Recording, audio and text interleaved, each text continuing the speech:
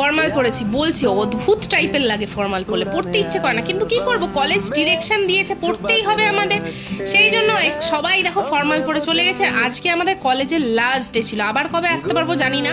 আমাদের আজকে last practical exam ছিল, আর আমার আরিয়া যেহেতু নাম এ দিয়ে, সেই জন্য আমরা অনেক চিল করছিলাম, আমাদের এক্সাম শেষ হয়ে গেছে, এইদিকে চলছিল প্রিপারেশন অনিকেতের।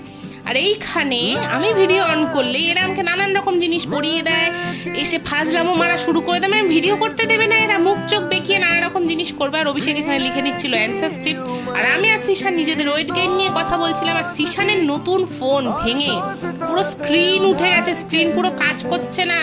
যাই হোক, এক্সাম শেষ করে দিয়ে আমরা বাড়ির উদ্দেশ্যে রওনা দিয়ে দিলাম।